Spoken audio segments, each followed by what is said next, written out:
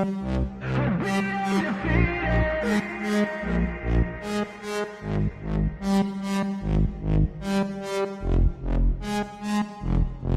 hands stable, I feel able to turn the tables, I could do this. Just keep moving, keep your hands up, stupid. I feel lucid, a new viewing. I can see the end, I can see my future, I can view it. It's right there for the taking. Everything I've ever wanted, dreams are just waiting. I just gotta fight for it, willing to die for it, willing to like soreness. Hey, greetings from the year 3000, it still sucks. This is Philip J. Price, and you're listening to the Drunken Turkey Show. Your one-stop for this sort of thing. Hit that button, like and subscribe. You know what to do, just like every other podcast. Just like every other podcast. What is up, everybody? Check it out. Old school intro we haven't done in a while. How's everybody doing tonight? Let's see. I noticed I made a mistake. All right, I fixed it. Thank you so much for that. Letting me know. Yes, ma'am. Appreciate that. All righty, guys. So hope everybody's having a fantastic day. It's been a long one, you know, for me, work and my father. For those that are interested, he got released from the hospital today, and he just made it home. So I want to say thank you to everybody for their thoughts and prayers and everything in between throughout this entire time. It was much appreciated, and it was very humbling for me. And so I truly appreciate the amount of support that we got throughout this. You know, my dad's, it's still not over yet. You know, he still's got therapy and physical therapy and stuff, and it's probably one of the harder parts of the whole operation and procedure is the recovery aspect. And so we got a long road, but everything came out well. And I just wanted to say thank you so much to everybody. But without further ado, let's talk about Jack and Lilly Sullivan disappearance. They disappeared back in May out of Nova Scotia, Canada. And so, wrong button. Sorry, guys. I was running a little bit late. There we go. So there was a new document that dropped out. And last night, I actually had a one-on-one interview with Janie McKenzie, the mother of Daniel Martel, the stepfather of the poor kids who have gone missing since May. And we spoke for quite a while. It was an extensive interview that I had with her. We discussed it. She's not going to come on the show. She's, wants to, and so does Daniel. I've talked to Daniel Martel as well on a number of occasions, mainly through Messenger. Last night, the interview that I had with Janie McKenzie was actually over a video call. And so we got to speak for an extended period of time. And what I wanted to do today is talk about this report that just got released. And that was my full intention on what I was going to do today was this report. There's some documents that were dropped referencing the case. And, you know, what I'm going to do is I'm going to go through those documents I'm going to go through the report. And as I go through the report, I'm going to answer some of the questions that Janie had said throughout the interview. And then after we get through the report, I'm going to go more in depth with the interview that I had with her. And so hit the like button, hit the subscribe button, ring that notification bell. You guys know what to do. All right. So this is from the CBC, and this is it says RCMP scrutiny of missing NS children. Mother, stepfather suggests no criminal involvement. And this is written by Angela McIver. And this was posted August 22nd. Goes in to say newly released court documents are shedding fresh light on the search for the two missing Nova Scotia children and how police subsequently combined through bank records, phone data, and GPS information to track the movements of their mother and stepfather leading up to their disappearance in May.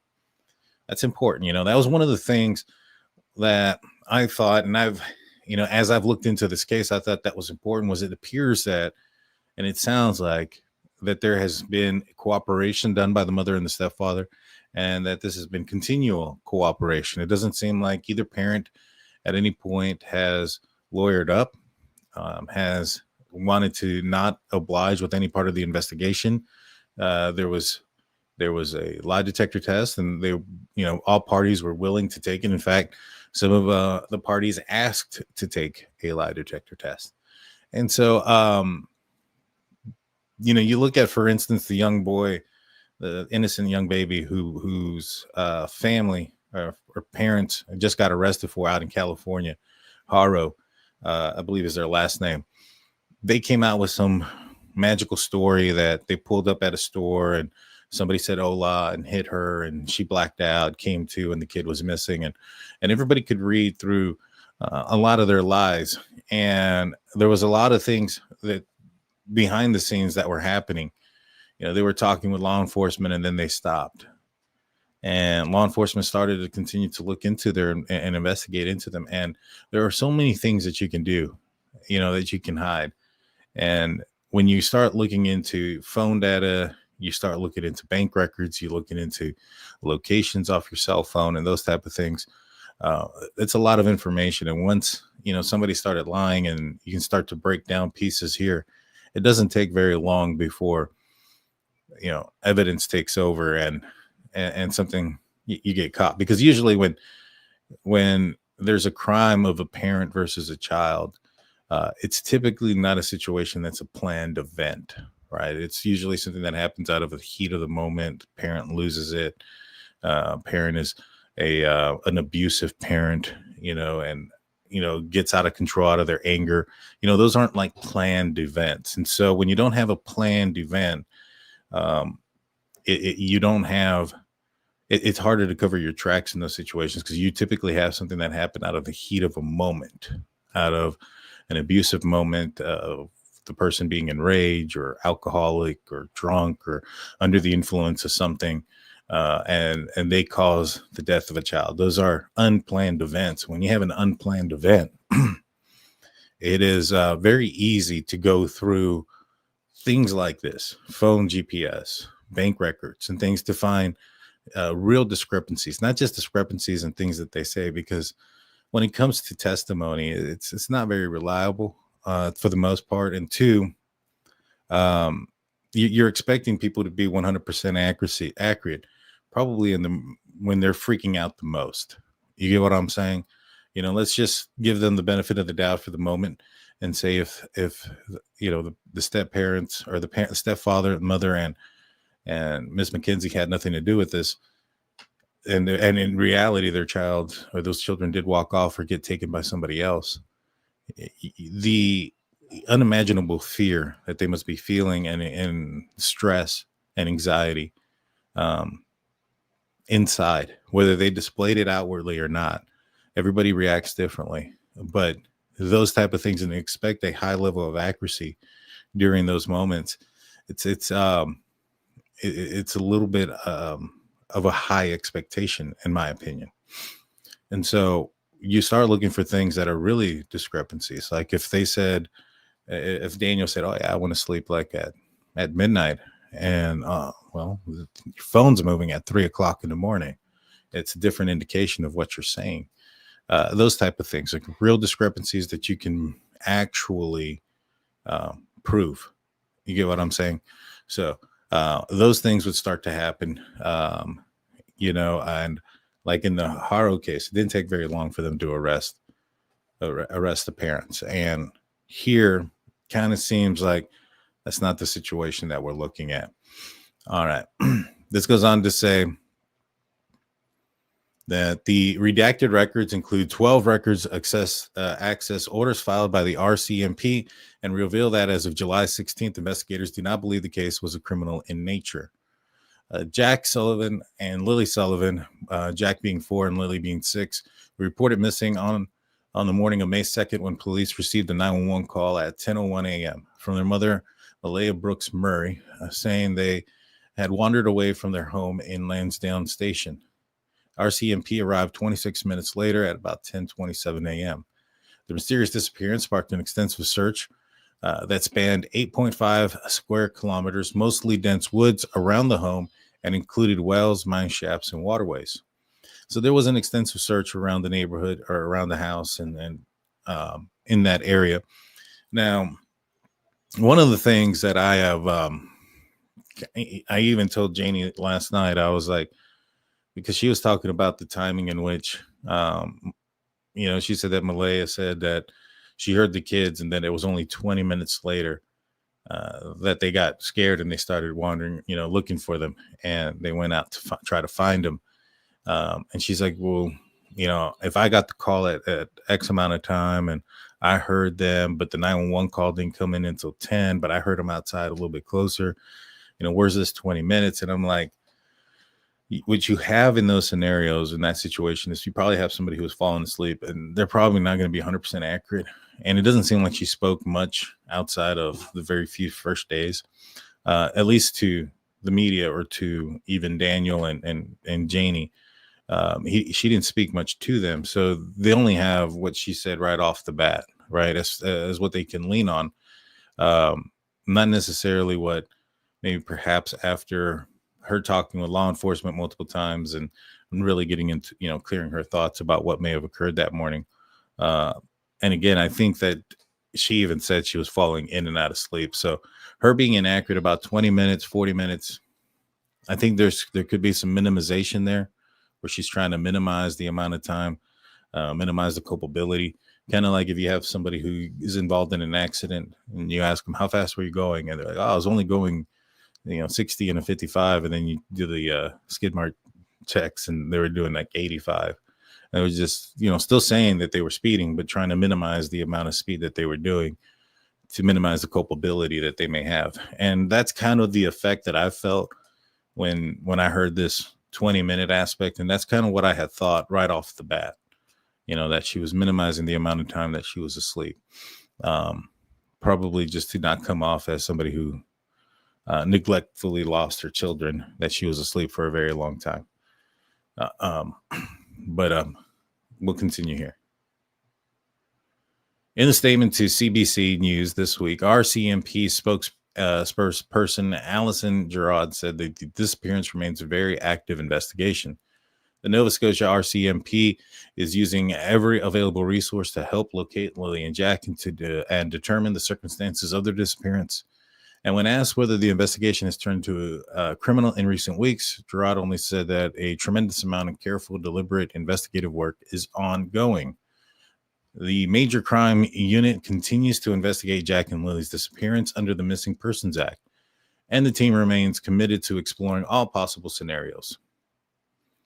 In the early weeks of the investigation, RCMP sought out access to all electric devices and data used by Brooks Murray and her then boyfriend Daniel Martel during the periods of May 1st at 2:25 p.m.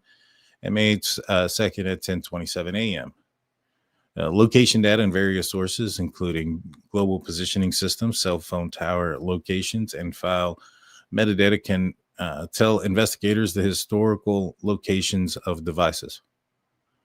So they went through to see if there was any type of activity that had occurred, especially throughout the night frame, that was different than what they were saying. There was also video, and they're going to talk about this a little bit later, but there was video that captured the children on camera on, I believe it was May 1st at around 2:25 p.m. So that's the reason why they were looking for that specific time frame, because they had a sign of life at that moment. Now, I know a lot of people were a little bit suspicious about the fact that the children didn't go to school, for a few days prior to that. And I'll be honest, I thought that was suspicious as well. However, they're on video. So, to me, it would be highly, highly red flaggish, suspicious, had there not been some sort of a video of the children or some sort of photo evidence of the kids with them on the day before. And if the last proof of life was days earlier, that would have been something, but that's not the case. That's not what happened. Very similar to, like, for instance, when with Haru, they claimed that, the mom claimed that she was at the football game with the baby, and then they left to the store to go get a mouthpiece, but nobody ever saw the child at the game. Nobody ever saw the child out, when she went to the store. And I believe there was a funeral, a couple of weeks earlier, where nobody saw the child there either. And so that's not the case here. This case doesn't have those motions. All right, so let's continue. Logs such as call logs, chat logs, email logs will show investigators who Malaya and Daniel were in contact with prior to Jack and Lily going missing and verify the information they have provided to police. Now, I will say this. One of the things that in my interview with Janie last night is that she believes that Malaya may know where the children are or have something to do with the disappearance of the kids. I've talked to Daniel Martell a few times, and he also has the same belief. They believe this because when Janie woke up and she walked outside and she saw Malaya out in the driveway. She just had Meadow on her hip, her other daughter, the biological daughter of Daniel Martell, on her hip, and she wasn't freaking out. She wasn't really freaking out. She did say that she caught her freaking out or crying at one other point. But like it seemed like she wasn't in that moment when the children were missing. And so they're also, critical of her actions to leave in the manner that they did. And they criticize those things. And so those things are also reasons why they believe that she may have had something to do with it or know something. Now, and I've told this to Janie last night. I struggle with Malaya having anything to have done with an abduction or trying to kidnap her own kids to go live off with them because of the why factor. It doesn't really make any sense to me as far as why she would need to do that. If she wanted to leave Daniel and take her kids, she could have. Those kids weren't the biological children of Daniel. So the why bothers me on that aspect, but I understand why they're suspicious. They're looking at the kind of like what everybody else is doing, looking at her actions and looking at them and solely those actions and coming up with an opinion based off of those. And so it's only human nature to suspect, and when you see things that sometimes don't make sense to you, they become suspicious. And so those were some of the things that they were suspicious of. But here kind of tells a little bit of a different story. All right. And what I mean by that is we're going to find out later that she was up most of the first night, and she even called the RCMP near 1:00 in the morning to give him thoughts that she was thinking of maybe who may have taken him. And so she didn't go to sleep that night. She was up all night. So that's what I meant by that. Like, they may not have seen the full scope of what she was going through. Officers also assessed their bank records using transaction histories to cross-reference timelines previously provided to the police by Martell and Brooks Murray. I'm continually open and transparent with everything on the case. They know my life inside and out, and I was happy to share it with them, Martell said. It is important for me because Jack and Lily were my stepkids, and there's 2 innocent children that are missing.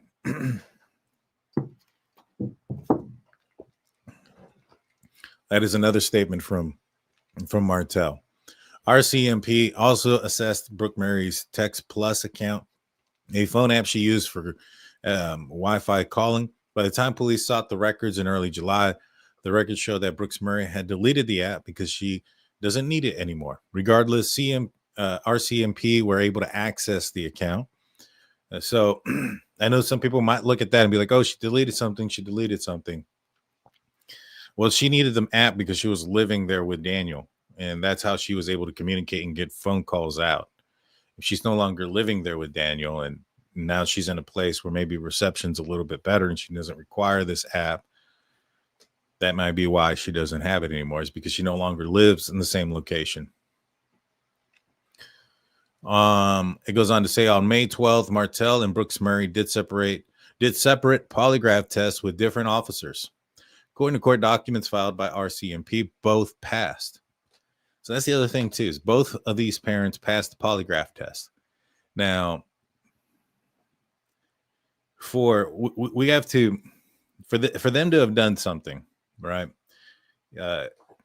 Malaya, Daniel, and Janie would have to be these criminal masterminds that were all capable. Outside of Janie, she had a medical condition, so she wasn't able to complete the lie detector test. But they're all criminal masterminds with the capabilities of passing lie detector tests. And somehow, in the weirdest way, the most impossible way, they're bickering at each other. There's a custody issue, and yet they're able to keep their stories straight to the point where none of them has broken anything and hasn't turned on the other, hasn't said anything to the point where it would lead law enforcement one way or another to believe something may have occurred. You know, for people to have committed something heinous and get away with it, they have to have a really, really tight story. They have to really, really be together. And that's just not the case here. They're not. They're separated. They haven't been together for a while. They're in an ugly custody issue with Meadow, and they're blaming each other to certain extents. You know, I haven't spoken with Malaya, so I don't know what her thoughts are, so I don't want to go too far into it, but I've spoken with Janie and I've spoken with Daniel, and they both seem to think that they believe that there's a possibility that she had them taken to the reserve for whatever reason, or the reservation. So it's not really a sign of togetherness and things that you would expect that you would need. You need a solid alibi. You need all these things. And to me, it just it's not jiving. It's not meshing with the realm of possibility. Now, then again, I mean, it's very well possible maybe RCMP just stink at their jobs and don't know what they're doing. But by all indications, it seems like they're crossing their T's and dotting their I's. They're getting polygraph tests. They're looking at bank logs. They're looking at phone records, geofencing. Seems like they're crossing their I's and dotting their T's to me. All right, so let's continue this. So they passed the polygraph test. Martel has told CBC that he asked the RCMP to do a polygraph test. He said all the questions were focused on whether he killed Lilly and Jack. Malaya was willing and agreed to undergo a polygraph examination in relation to the investigation in an effort to eliminate her as a suspect in causing her children's disappearance and possible murder. So when I spoke with Janie, she talked to me about the lie detector test. She said what Daniel had said was true, that it was all focused on if something nefarious had occurred. And so I got to, thinking as well, that's probably because they've done all these things. And this is exactly what I had told her. I was like, I think it's because they've done the phone apps. They've done all these other things. So they know that this wasn't, they don't see signs of a transaction that may have gone down, or vocal, text messages about somebody taking them, or somebody setting up somebody to go and take the kids, or any of those things.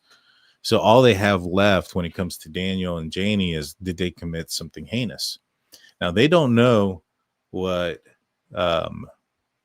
Malaya said or what her polygraph test, because they were already separated by then.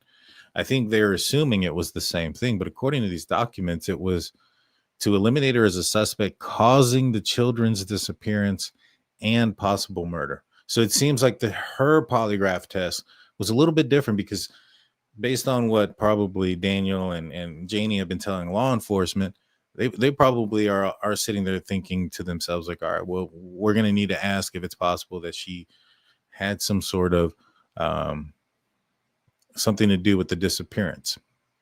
And so it seems like, based on these documents, that it was a little bit different. And it's, again, probably has to do with what they knew and what they had as far as evidence goes, and possibilities. All right. So this tells me, like I said, that they ask Malaya probably a little bit different questions than they ask Daniel and Janie, based off of this. An investigator's comment includes the document stating, I do not have reasonable grounds to believe a criminal offense has occurred. Because Jack and Lilly are still missing, polygraph examinations were conducted with the intention of ruling out that possibility. The document also shows Janie McKenzie, Martel's mother, did a polygraph test on June 10th. Her physiology was not suitable for analysis and no opinion was rendered. She has a medical condition that doesn't make her, she explained it to me. I'm not going to go into detail on her medical stuff. That's not for me to go into, but she explained to me that she had a medical condition that they spotted, and that that was the reason why she couldn't take the polygraph test. And so goes on to say on June 12th, Cody Sullivan, the biological father, also did a polygraph test and was determined to be truthful. Cindy Brooks Murray, the children's maternal grandmother, and her boyfriend, Wade Paris, both passed polygraph tests on July 2nd. So even Malaya's parents took polygraph tests and passed.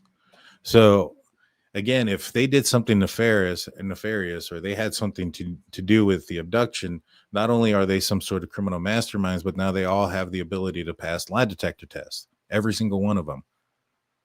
I find that to be unlikely. Let's see. Some details of the 6 polygraph tests include questions asked, and officer notes are redacted from the documents. And I assure you that the questions that they probably asked the grandparents on the maternal side are probably going to be different than what they were fixing to ask or tried to ask Janie and also Daniel. Because again, if something happened with, like, Janie and Daniel, they had Daniel's phone, they had all his interactions. They probably ruled out if he set up or sold them or any of those type of things. And so the only thing that they had left to rule out is homicide when it came to his possible participation. Not the same with Malaya. Malaya could have possibly, I guess, had members of her family go out there and abduct the kids to put them on the reservation in an attempt to I don't know. It doesn't make sense to me why they would do that. But if there was something like that occurred, then of course those questions would be different. So they asked them some questions, and I'm sure they were probably different than what they asked Daniel and his mom. All right, let's see. Mother's account. Since the Sullivan children disappeared 3.5 months ago, their mother has avoided making public statements. The newly released document provides summaries of 5 statements Brooks Murray provided to the RCMP. So again, continual cooperation, not a sign usually of somebody who has done something nefarious. And if they did, given all the information that they have given to law enforcement, I strongly suspect something would have been found to at least spark up a criminal investigation, and yet they have nothing to that. So I'm strongly putting it out there now. I strongly believe that the kids either wandered off or they started the wandering off process. And I'll give you a hint. If there was somebody that took them, I have an idea of maybe who that person is based on my information that I spoke with Janie. And I'll be telling you guys not who that person is, because I don't have any proof of that, but a little bit about that person and why I think that there's a possibility that if somebody did pick them up, that this person might be somebody to look at. All right, well, let's continue. Since Sullivan's children's disappearance, her mother's avoided making public statements. She's been interviewed 5 times. In the first police interview, she described Martel as an involved parent who would help her, especially when she was overwhelmed. She said he was not or wasn't aggressive with the children, but he had a voice they would listen to. Brooks Murray told the RCMP there was never any physical discipline, and other sections where police summarized her account of the relationship, the document is heavily redacted. The pair haven't spoken since May 3rd. Now, if she's going through some sort of custody issue with Meadow and she doesn't want Daniel to see her kids, or she wants to, have sole custody and things, it would probably behoove of her if she said that he was physical with the kids or had a temper or something of that nature. But that's not what she's saying. Now, it is redacted now as far as what the other accounts of their relationship since then, which is interesting. But that probably tells me that they're bickering. They're going through a custody issue, and I don't think they like each other very much right now because of everything that's gone down. I think they blame each other. I think that you have Malaya's family, who's been reported to say some pretty negative things about Daniel and have some pretty negative opinions about him. And you have Daniel and Janie, who have said some pretty negative things about them and their involvement. And you have two sides basically pointing the finger at each other at this point. And if one of the other had done something or had some involvement in it, for a police officer, that's what you want. You want the two sides to bicker, because you're going to be able to figure out one of them's going to screw up. Somebody's going to say something wrong. Somebody's going to mess up, and that's the ideal situation for law enforcement, to have them upset with each other like that. Because if they did something, somebody's going to turn on them. One of them's going to turn. And it don't take much. It really doesn't. Again, look at this horror case that happened out in California. Doesn't take much. Brooks Mary did, however, call the RCMP at 12:45 a.m., so just before 1 a.m. in the morning, on May 3rd, to report the children's biological father might have picked them up and had taken them to New Brunswick.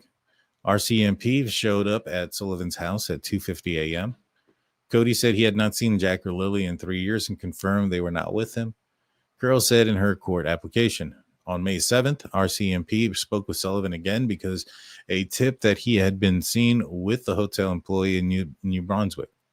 Police confirmed once again he was at home in Nova Scotia. Later that month, RCMP requested all camera footage from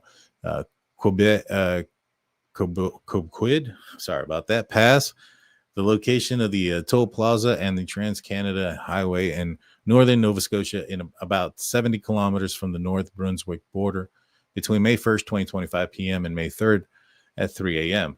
The children were seen on video surveillance at Dollarama in New Gaslow, a town about 20 kilometers northeast of Lansdowne Station at 2:25 p.m. on Thursday before their disappearance. And so this is why they were so focused on their phone and phone data and where they were and what they did at that point, because this was the last proof of life. This time frame will encompass the time frame between when they were last seen and when Cody Sullivan was confirmed to be in Nova Scotia. Martell said he had no idea that Brooks Murray called RCMP at that first night to report Sullivan might have taken the children. It quotes Martell in saying, "I was so exhausted on the night of May 2nd. I went to bed. I still remember that I sat on the bed. I gave Malaya a hug and everything, and then I literally passed out cold because I was so tired from searching all day. I fell asleep at 9:09, he said. It's a pretty specific time frame. I wonder if he looked at his watch or his phone before he laid back down. You think she would have told me the next day, but nothing. Now, I think this was already while he was starting to speculate that maybe perhaps she had some sort of involvement. Brooks Murray told the police she was awake most of the first night the children were gone. She slept between 3 a.m. and 6 a.m. So again, there are some evidence here that she was in a lot of pain and or at least was being stressed out. She was under a lot of duress. Days before the disappearance, documents describe the detail the family spent the days leading up to the disappearance running errands. On Wednesday, April 30th, all five, including Jack and Lilly, babysitter, went to Brooke Murray's grandmother's house to do laundry at 2 p.m. Now, this is one of the things that Janie brought up, and she said that she believed that maybe perhaps, because they did go through all these people's phones and stuff, maybe perhaps at this meeting on Wednesday, April 30th, is when Malaya and her family decided that they were going to, I guess, do something so that way the kids can go live on the reservation. All right. Janie had speculated, and this is just her speculation, that maybe perhaps Malaya was wanting to just be her, Daniel, and Meadow and have the kids live on the reservation. And so they, maybe she came up with some sort of plan or something of that nature, which doesn't really make sense to me, because she would have had, and just because she has these theories that could be wrong doesn't mean that she's implicated in the crime. Everybody has theories. There's a lot of people, and most people's theories are wrong. That doesn't mean that they're implicated in any crime, including any crime, like Brian Koberger. You can look at any of these crimes. Obviously she's close to the case, but a lot of people have theories, and a lot of people are wrong. That doesn't mean they're implicated in the crime. But she thought maybe if there was some sort of plan there, that this would have been it. And I told her, and I was like, look, if that was the case, if the case was that she wanted it to be just her, Daniel, and Meadow, then she could have just worked out a way to have them put on the reservation. Daniel didn't have any say. So it just doesn't make any, like the theory itself doesn't hold water to me. And again, she's been cooperative with law enforcement. I personally don't think they have anything to suggest that she did anything nefarious. Let's see. So what about Daniel hearing screams? I haven't heard of that. That's never been reported to me. I haven't seen that. I'd have to find out where that was from. All right, let's continue this. And again, the screams when he was on his ATV. He heard a scream while he was out there looking for the kids. Yeah, that could be a lot of things. If it was the case, I mean, the kids could have fallen down somewhere. They could have hurt themselves. They could have come across an animal. If they were out in the wilderness, there's so many things that could have happened. I didn't know what you were talking about when you said the screams, but I think that's the possibility. But that was after 911 was called and police were already out there, and he was out there on the ATV looking for him. And they didn't find them, unfortunately. Let's see. Goes on to say, more than an hour later, Brooks Murray took the baby to get a license plate for her car while Martell stayed at grandma's house with Jack and Lily. According to the documents, they went to the Ultramar in Millbrook to get gas, and she stopped to get a vape for Daniel at High Grade. The entire family later went to get groceries and eventually arrived back home at 10:19 p.m. On May 1st, Jack and Lily didn't go to school. The entire family went to New Gaslow in the afternoon and were home before the evening. Brooks Murray initially said she put Jack to bed, Jack and Lily to bed at about 9 p.m., then changed that time to 10 p.m. in a later statement of police.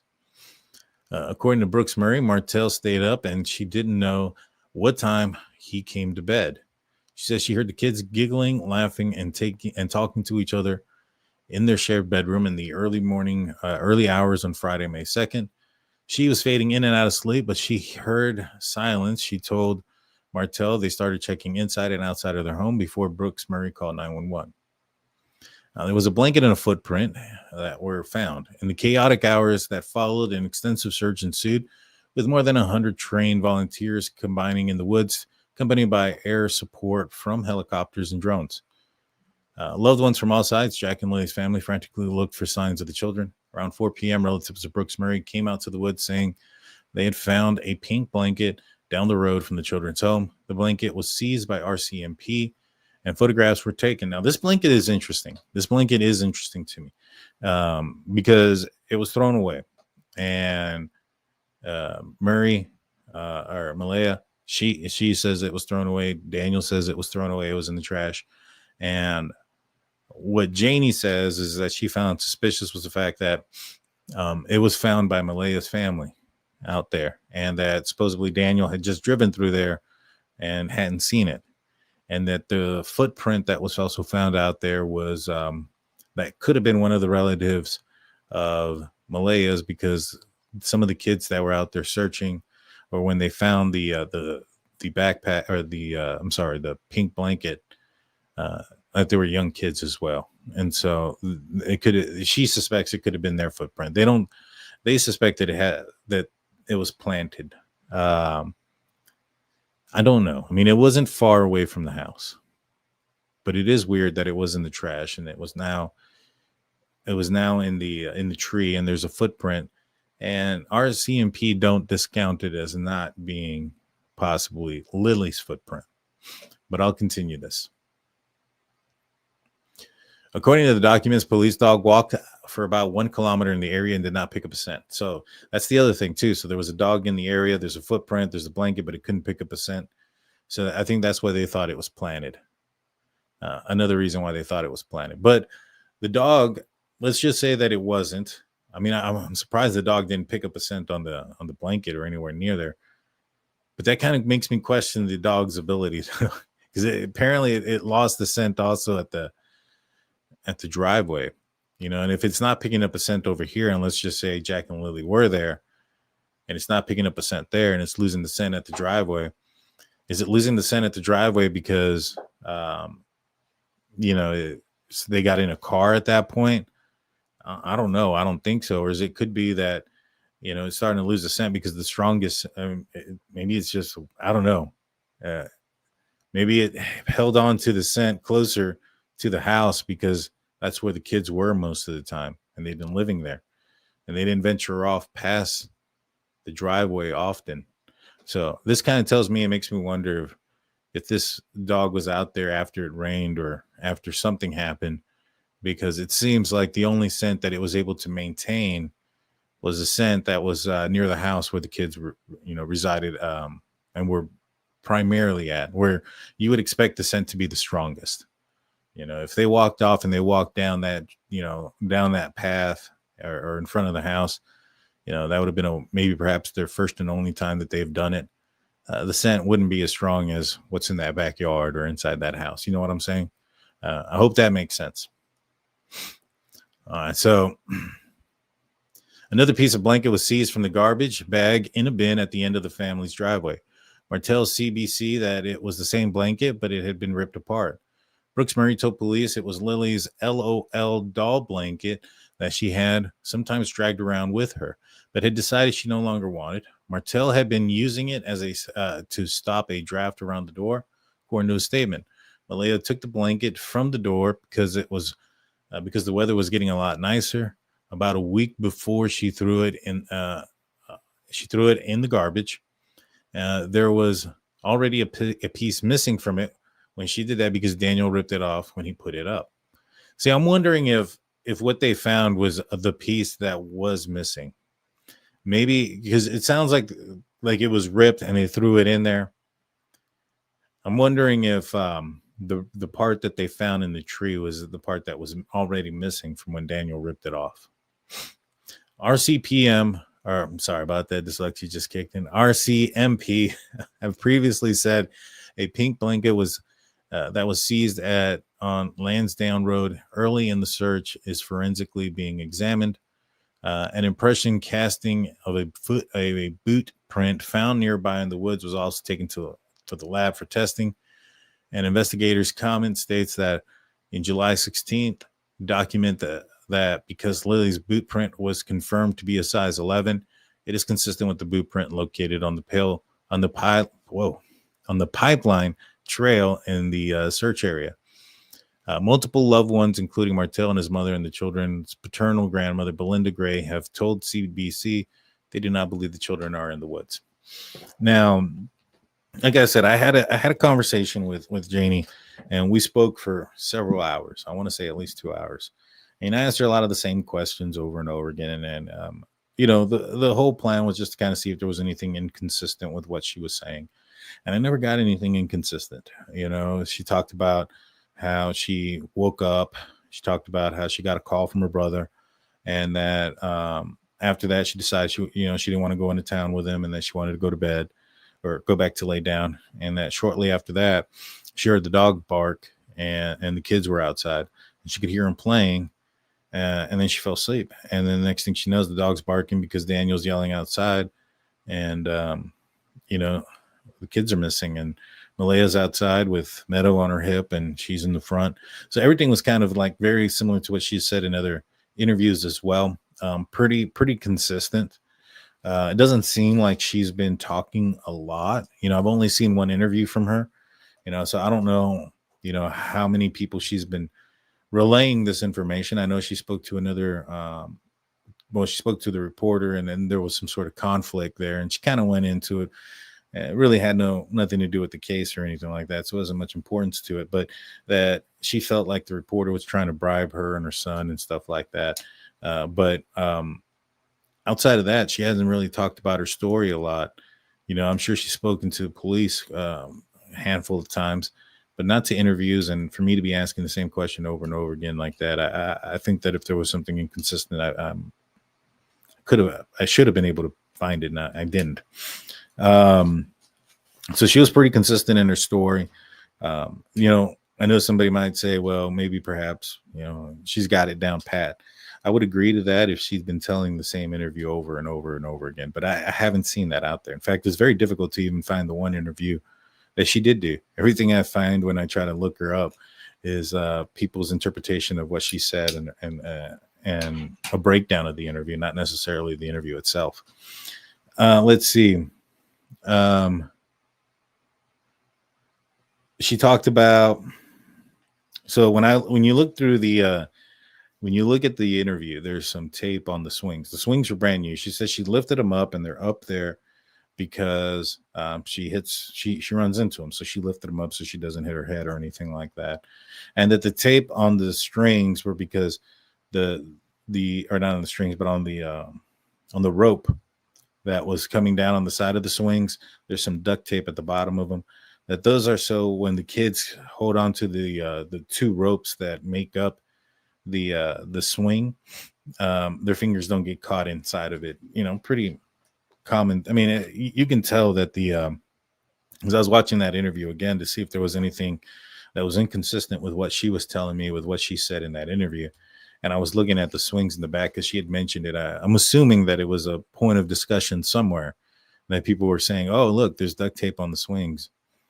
You can tell that the nylon rope or whatever that they use to make up the swing that holds the seat, that there's two of them. For one, you can also see that it's like a yellow in color. You can tell it's fairly new. It looks pretty new to me. It doesn't look very weathered at all.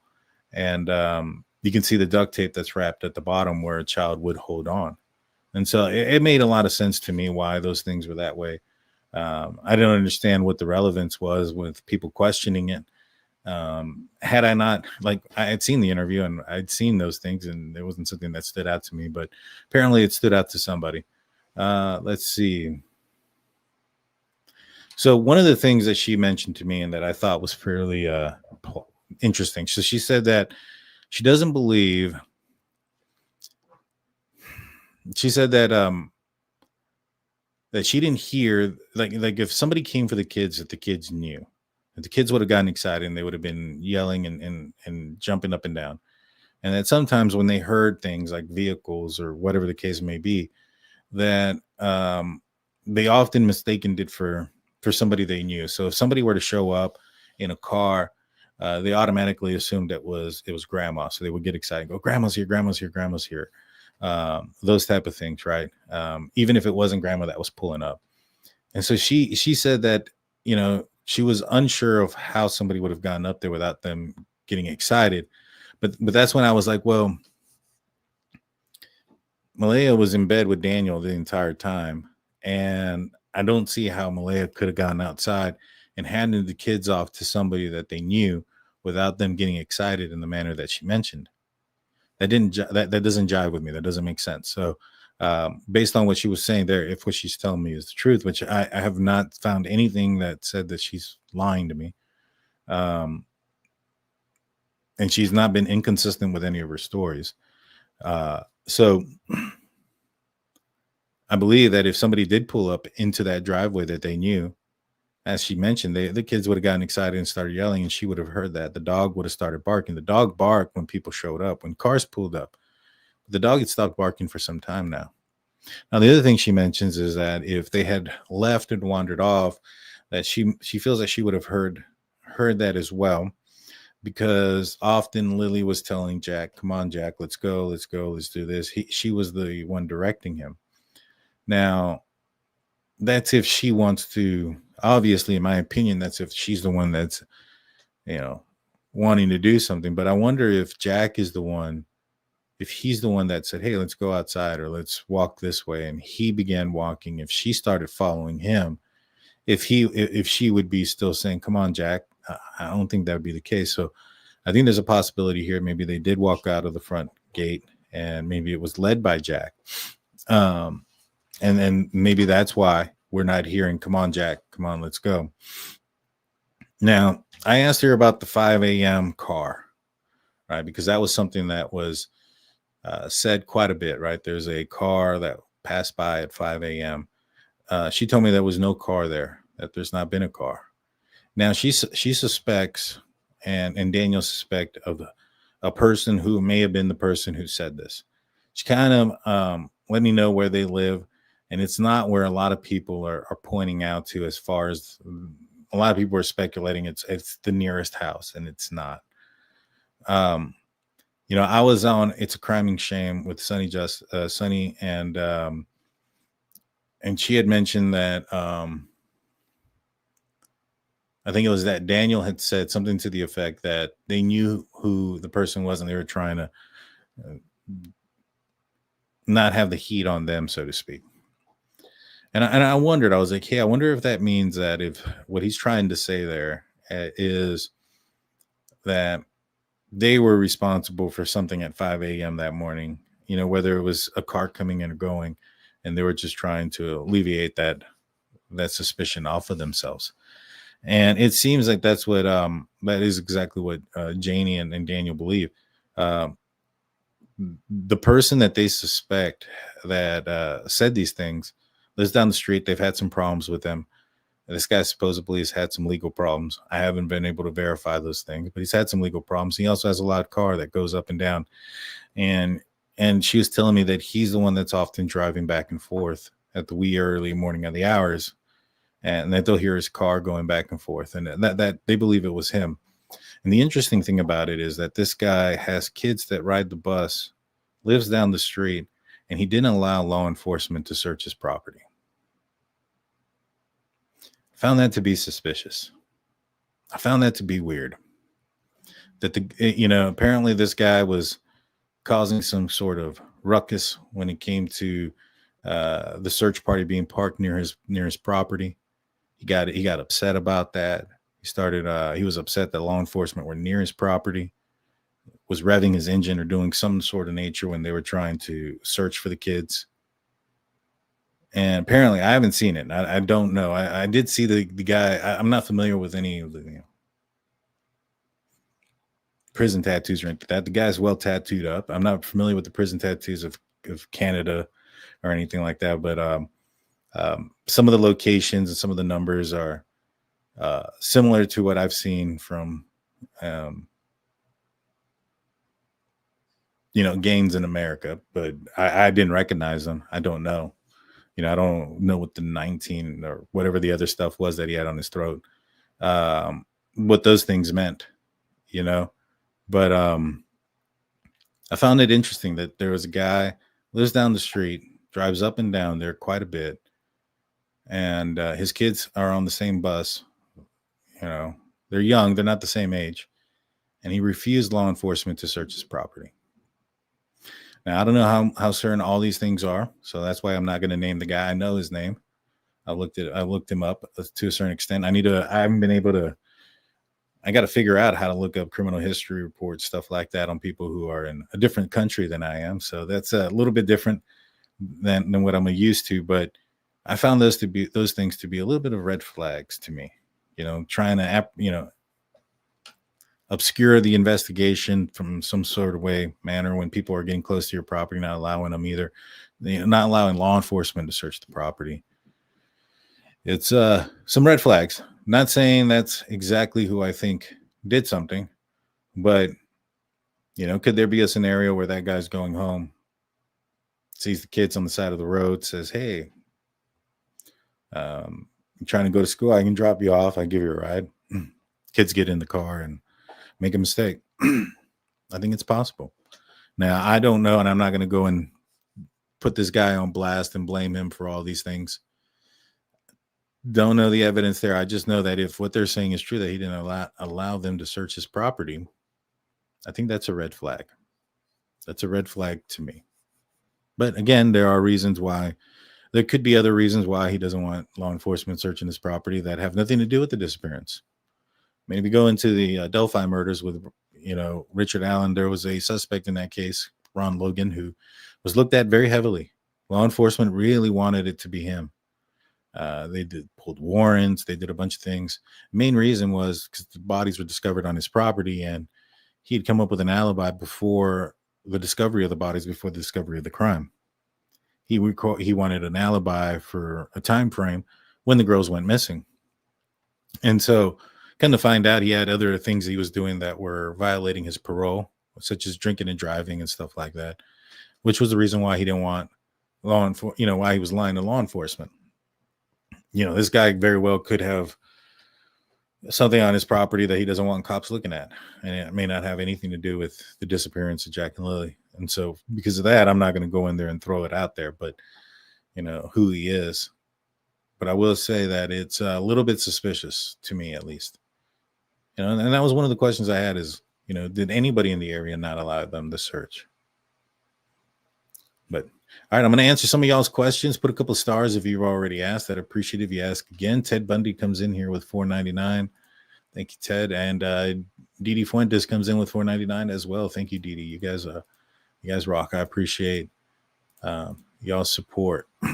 And I'll scroll back up a little bit to see if you guys had questions from before while I was going through this. If you have questions about my interview with Janie, there was, like I said, a lot of it was basically the same things that we kind of went over with. We kind of talked the same stuff over and over again. And so, it's not, it was probably could have been condensed to about 30-40 minute conversation, but because we kind of rehashed some of the same stuff over and over again, which is crazy because I was rehashing it with her, trying to, walk her into maybe perhaps having something inconsistent, and couldn't do it, and I'm not saying that she couldn't fool me or any of those things, but definitely 100% I can be fooled. I find it unlikely that somebody could be that consistent with what they're saying over and over again. And have so much because like I said, you have two parties here that don't agree with each other. You have Malaya and you have Daniel and his mom. And it sounds like, at least from Daniel and his mom, that they suspect that Malaya may have something to do with this. And if that ends up being, if that's what their suspicion is, there's a custody battle going on. I mean, if you're in law enforcement and you're investigating this crime and you suspect that the parents had something to do with this, this is a dream situation for you. This is the ideal situation. Have the two people that you suspect going against each other. I mean, that's what you try to do. That is law enforcement 101. You want to get the people that are involved to go against each other. So then that way you can pick them apart. And these guys are going against each other. And yet it's not, nobody's getting arrested. There's not even the thought of a criminal investigation to being brought up against them at this point. It's quite compelling to me that they didn't have anything to do with the disappearance. All right, let's go through some of these questions. I scrolled up a little bit, so I didn't scroll too far. I appreciate that. Good to see you, Sonia. Good to see you. Yeah, it was about 2 hours. I think we started sometime around 9. I think we finished up close to midnight, my time. So it was like 11:45.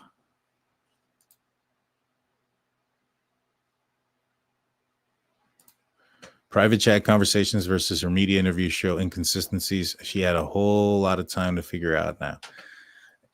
Yeah, no, I get it. But I mean, she didn't come off as like a criminal mastermind to me, as somebody that could, take me out of it. She's talked to detectives. She didn't come off as a person that was going to be able to fool a group of detectives or the RCMP, and with a story that, again, this would be a perfect scenario for law enforcement. You want them to turn against each other. That is the very first thing you want them to do. And they're doing it on their own without having anything done to them. So they crossed their I's and dotted their T's. I don't think that these individuals are these criminal masterminds that can pass polygraph tests, that can fool detectives, can outsmart the investigation. It's doesn't jive with me. If they had, and this is one of the things that I had spoken with Miss McKenzie. I was like, I know that some folks were accusing them of making meth or being somehow involved in drugs, and I was like, these kids, it appeared that they disappeared, even if they disappeared the day before, right? if they were cooking meth, there's a smell, there's evidence, there's a lot of things that you can go back and look at. Based on news articles, it didn't sound like their house was a clean scene, right? It's not like you're walking in and saying, oh man, somebody cleaned up in here, because we think something may have happened. We have all this freshly cleaned, bleached floors, everything's washed in this one particular room, completely different than all the other ones. It's not prevalent there. You know what I'm saying? And so to me, it doesn't jive. It doesn't jive that they, it don't make sense. Let's see.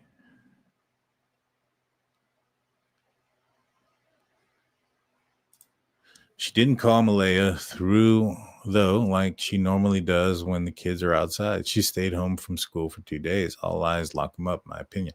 But they're on video the day before. So, I mean, even though they didn't go to school the day before that or the day before that, it's not like they were missing or disappeared. There's proof of life as of the day before. So, I get it looks suspicious and you want to keep it suspicious, but it's no longer suspicious, right? They were seen the day before. Now, if something happened after the fact, there's that possibility, but law enforcement had their phones, had their bank records, had a lot of information, which included geofencing, which, you can see a lot of people's movements, back and forth, steps, all this other stuff that they're doing throughout the day.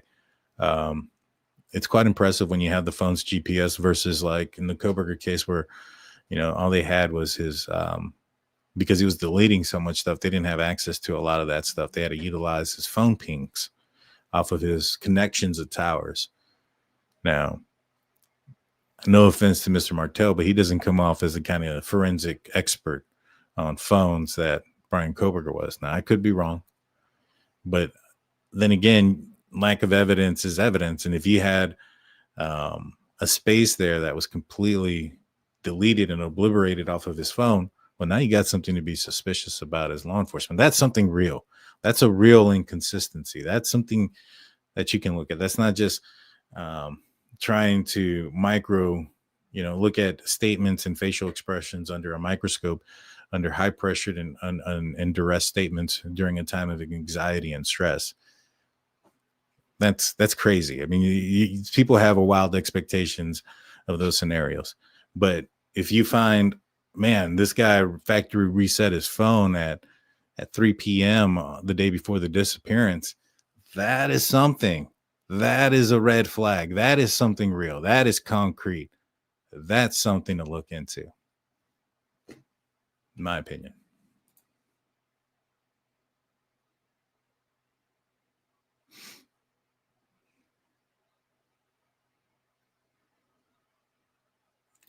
Yes, ma'am. What did yes, ma'am say?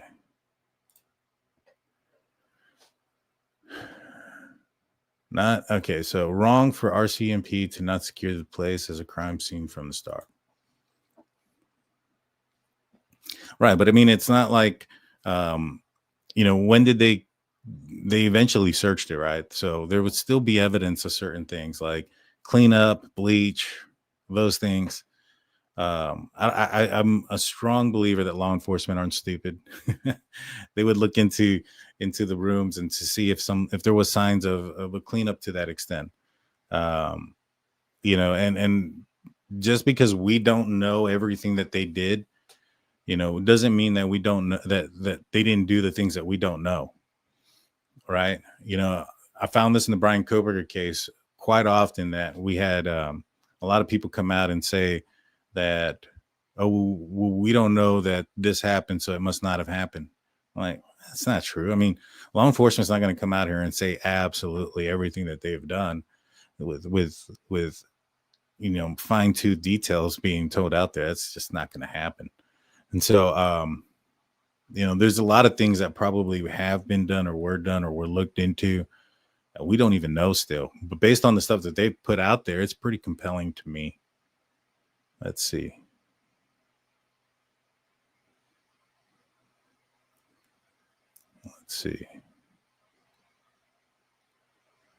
Put a couple of stars. Did Sunny not send you the voice clips? She has said a ton. And do not forget, she also told Darwood a bunch of tripe. She contradicted her that too. I think deeper dive is needed in here, in my opinion. I mean, I can definitely deep dive more into it. I'm not familiar with any voice clips or any of those things. I haven't seen those, but again, I don't think that she's outsmarting any detectives. I didn't, she didn't come off when I was talking to her for several hours last night that she's this criminal mastermind that's going to be able to outsmart them. And, again, her, Malaya, and Daniel are basically each other's alibi. And for that to stick, they have to be pretty tight. Like their alibi has to be pretty tight. Everything has to be tight. And these guys have turned on each other. And that's the ideal situation for law enforcement. I mean, if there was something there, kind of like the Haro case, it didn't take very long for them to arrest mom and dad. It really didn't. I'll leave it at that. Let's see.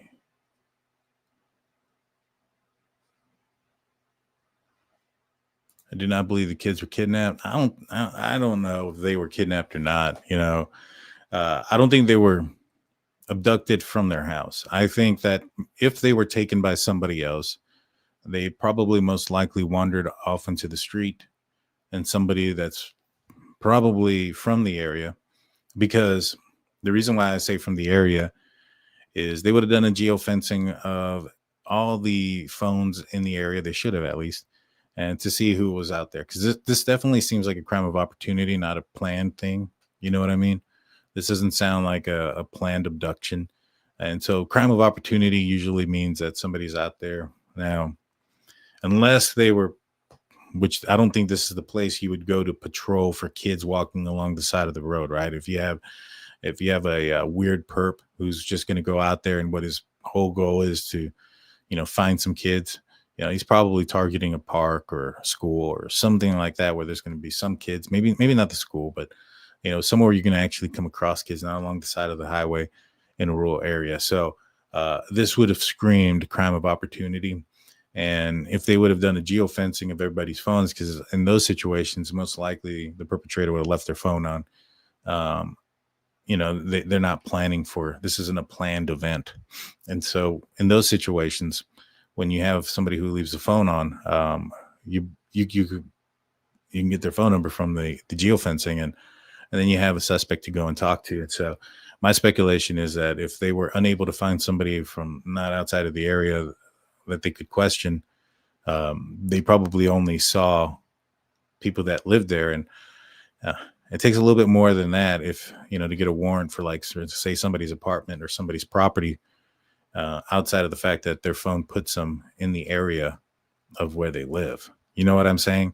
So you need a little bit more than that. So let's just say, for instance, the person who didn't allow them to search their house or their property, the person who did not allow. Now, that's a big red flag to me, to be honest with you guys. That's a huge red flag.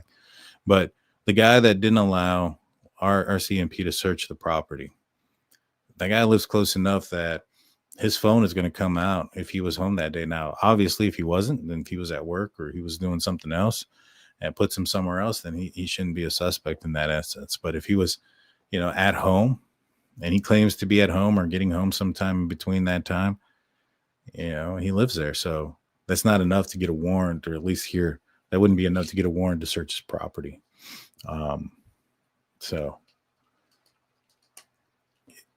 if something happened like that, I would suspect it'd be somebody that was kind of close, somebody that saw an opportunity, and somebody that maybe perhaps belonged in the area.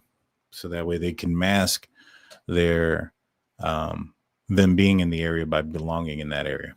If it was somebody from outside of that area, you'd have to ask a lot of questions, like, why were you there? What were you doing? Then you can kind of video canvas their house and stuff like that. It's a lot of things you can do, but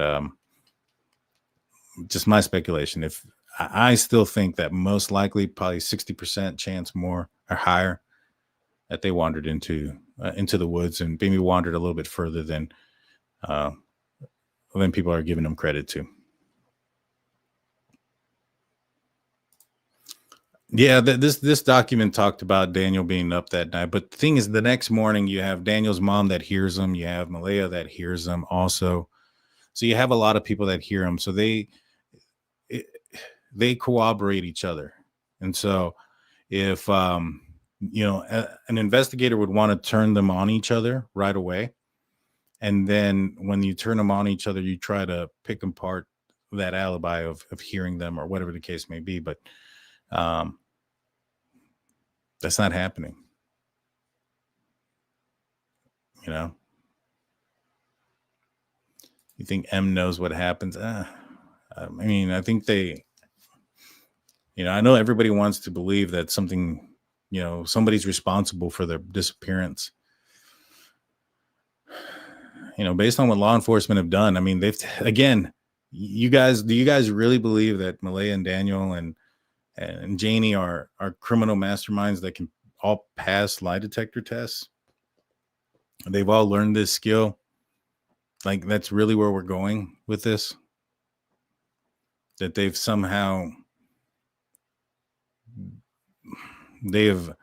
disinfected a crime scene at their house and put the mess back, but cleaned the mess, including the particles of dirt and stuff that were on the ground, to sanitize any evidence or DNA. It just doesn't make any sense, guys. They passed the lie detector test. They have their phones. They have their geo. They have their bank accounts. I mean, what more can you ask them to do? They've done the lie detector tests. They've allowed the searches to happen at their house. I just don't understand. Like in a scenario with the Haro kid, when you have somebody who's cooperating and giving up some information like they did in the beginning, and they really truly did commit a crime, well, you're going to have some evidence. And immediately they turned that into a criminal investigation, and immediately they've been arrested. It doesn't take very long, especially in today's day and age with technology and things of that nature. It's not like 1990, whatever it was, when JonBenet Ramsey ended up losing her life inside of that house. Technology and a lot of things. If something like that were to happen today, it'd be a lot easier to have convicted her parents, which they were on the verge of doing. That one's probably one of the scenarios where I can say, all right, you have a situation where you have a parent who may have, committed the actual crime in that instance. And for whatever reason, because law enforcement made mistakes, they weren't able to secure an indictment so that they can go to trial. Here in this scenario here, you have a lot of cooperation. Even with the JonBenet Ramsey case, they stopped cooperating and they ended up going with the lawyers and things of that nature. Remember, they were on the run for a while. Well, not necessarily on the run, but they were in Georgia and then they went back and forth. And the parents ended up lowering up and never wanting to do interviews and this, that, and the third. That's not the same scenario here. You have very cooperative people who have cooperated to lie detector tests, gave up their phone, gave up their bank history, gave up everything, and yet they still can't find anything. Like we're at that point that we're gonna believe that these individuals are pinky in the brain of criminal mastermind and have trained like Navy SEALs to pass lie detector tests, and all of them have passed them. So they all did this in an underground bunker somewhere, practicing lie detector tests, how to pass them. I don't buy it. I'm not buying it. I'm sorry. I'm just not buying that's what occurred. But I do get why there was some red flags in the beginning. That's one thing that I'm also trying not to say is like, I'm not trying to put anybody down that believes one thing or another, but, and I understand the red flags that were seen early on in this investigation. I get it 100% agree with it. It's kind of like with Richard Allen case. I too would have been like, hey, Ron Logan came up with an alibi before the bodies were found, before crime wasn't, ever figured out to have occurred. And he's asking for an alibi for the specific time that they went missing. How did he know? How did he do it? I would have been there as well. But as the evidence came in, I would have followed the evidence and gotten off that trail. Just like if I would have probably followed this case in the very beginning, I probably too would have been suspicious of Daniel and Janie and Malaya. I was, in fact, in the very beginning. But as the evidence has trickled in, and as I've seen what law enforcement has done, not so necessarily what they have done. That's little value, to be 110% honest with you. There's more value in what law enforcement has done to exclude the possibilities of them being involved in this crime. That's, to me, more important than anything that Daniel or Janie or Malaya may have said to the public, or out of frustration, or out of duress, out of stress, out of fear, out of anger. All those things, all those emotions, those have a toll, they have an impact on people and their statements. So those things mean very little compared to what actual hard evidence is, and what law enforcement are doing, and what their actions are. That means more to me. And when I look at what law enforcement are doing, and I look at the avenues that they took to try to determine if there was something that occurred there with the family members, and how there's not even, and you see the cooperation that has taken place, and yet they still don't have enough there to even consider a criminal investigation against them. That's telling to me. That's extremely telling. And I, for one, don't want to be the kind of person that is attacking the family members of somebody who may have gone, they really truly didn't have anything to do with it. I mean, that would kill me and eat me at night, that I attacked a father and mother, or a stepfather and a mother, and they truly had nothing to do with it. And so I'm not going to do that. And if I saw something from law enforcement on their end that made them believe that, hey, like in the Haro case, they came out fairly quick, like, hey, there's some things that are inconsistent with what they see. Now, they're not talking about the statements that are online. I mean, maybe, but they're talking more about the statements that they have said, and probably, compared it to some of the phone and actual evidence, digital evidence, forensic evidence that they had at the time, to say that that's an inconsistency. It's not just words. I mean, some of it could be, but for most part, it's more than that. It's more than that. And in this scenario, I weigh a lot more of what this document says here than what Janie told me, or Daniel has told me, or if I ever talk to Malaya and she tells me, they're human beings, they have emotions, and they went through something very horrific and horrible, and it's and unless RCMP come back around and they say, hey, we lied, we were just trying to get them to trip up, I think that would be crazy. But I'd look at the evidence that they had, and if something like that happened, I'd be open to it. But as of now, I strongly don't see this being something like that.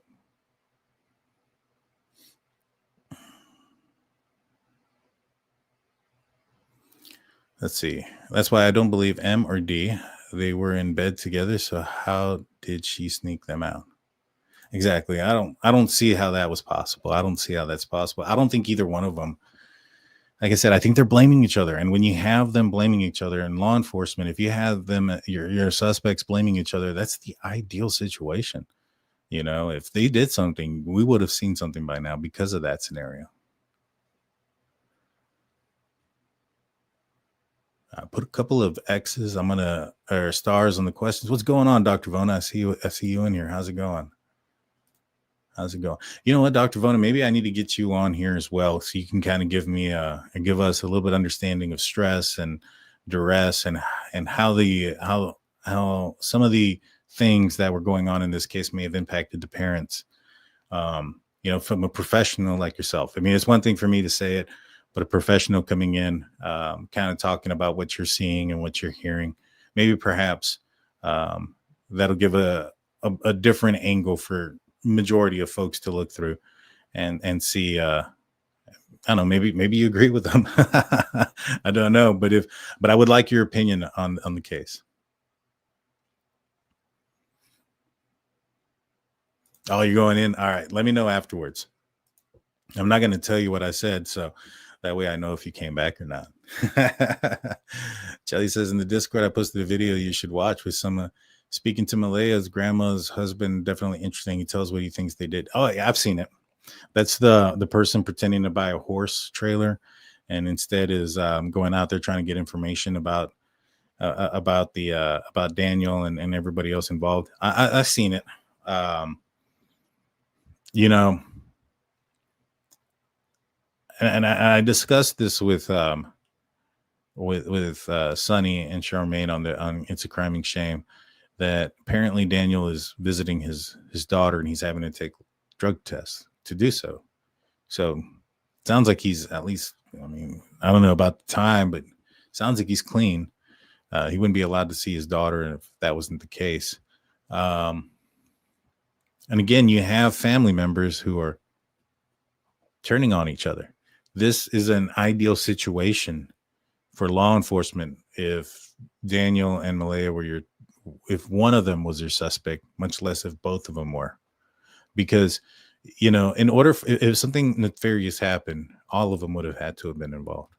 Because you have all of them corroborating each other as alibi. You have Malaya in bed with Daniel until they discovered they were missing. You have Malaya hearing the children.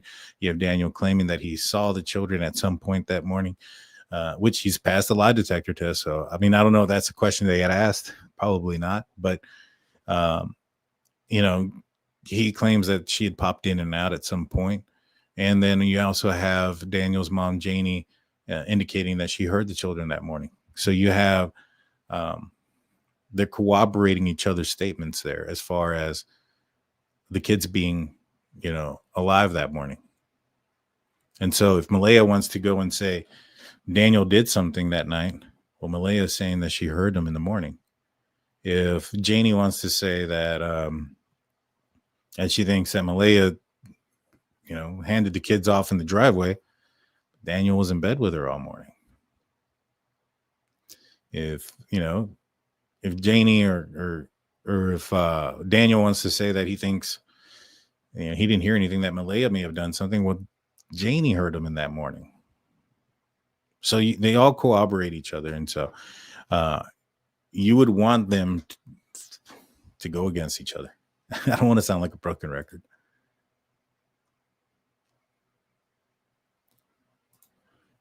It was clear they had no cleanup had been done. Yeah, there was no cleanup. The docs are pretty telling. I mean, the reports are pretty telling on that. I don't think any of them have fooled RCMP, unfortunately. Initial response, in my opinion, complete misdirection for the better past of a week. Yeah, but then you have like the situation with the Haro kid, right? Where nobody had seen him for a month, right? Nobody had seen him for a month. So whatever happened over a month before. You know what I mean? And they were still able to close that case because of the inconsistencies and the actual hard evidence that they had against the parents. So whether it was, you know, not securing the crime scene day one, or, you know, having this lack of whatever the case may have been day one, it's, you know, yes, obviously the closer to the crime scene that you discover the crime or discover a crime happening, the more likely you have to have evidence that are going to be strong. But when you have a situation where you have family violence, which is what we're alluding to here, you know, those type of things happen in the motion, in the heat of anger, somebody being drunk, somebody being on the influence of something. It's not a planned event. And so when you have those unplanned events like that, there's a lot more evidence that are left behind. And whether it's, you know, discovered one day or several days later, give me a second. There we go. One day or several days later, it in the end, it really doesn't. I mean, those evidence would still exist. There would still be blood evidence if there was some sort of something nefarious like that, you know, sign of a cleanup, those type of things. It sounds like law enforcement didn't find that.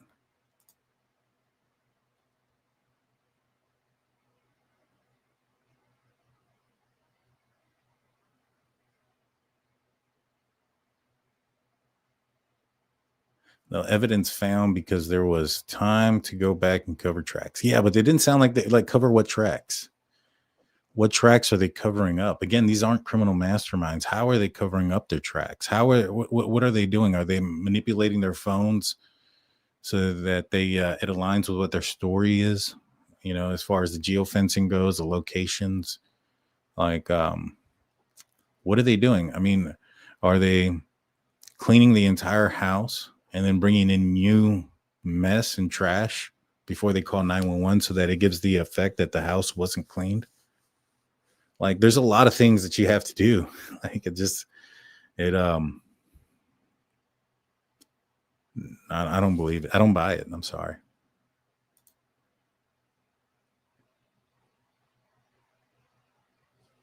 Let's see. They didn't. I've talked to people who were there from day one, and I support the RCMP. They effed up here. Yeah, but they also had their phone. I mean, it's more than just not getting to the scene or claiming it's a crime scene day one or moment one. Like, evidence is found all the time, days later, weeks later, when they do the search, those type of things. There's a lot of I don't see an F up here. Again, with the Haro case, there was a month since the baby actually had been seen alive, and yet they were still able to put that together because it was the parents. And like I said, when parents, stuff like that, family violence is messy, and it's not like the Brian Koberger case where you had somebody methodically go in there, plan out something, plan every aspect of it, plan how they were going to get away, plan how they were going to make sure that their DNA didn't get left behind or that they didn't take DNA into the vehicle. Like, that's not the same scenario here,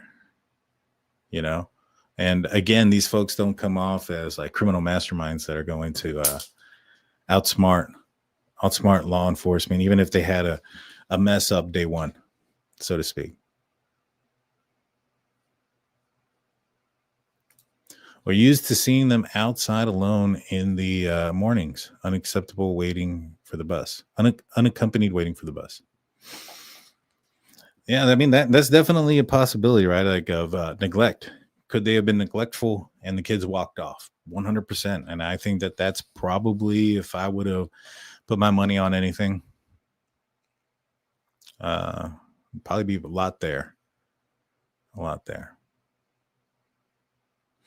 Don't think Malaya could trick a Polly. I don't think so. I don't think either of them could, to be honest with you. They don't come off that way to me.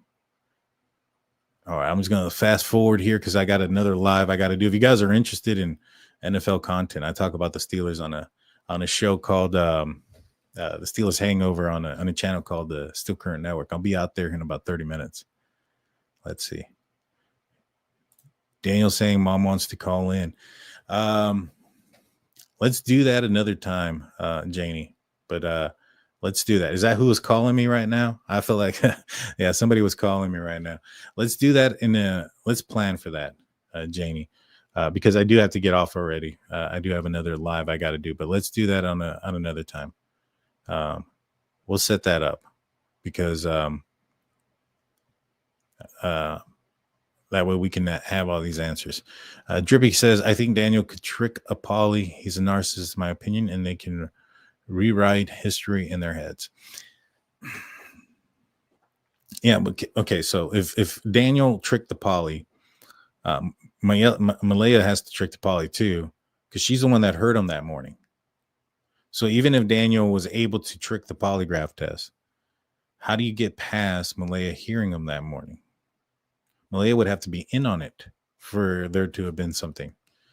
And so would Janie. Like, all of them would have to be in on the crime for, Malaya would have to be lying for Daniel for hearing, and Janie would have been having to lie for Daniel as well for hearing the kids at two different points in the morning. So that's just the part that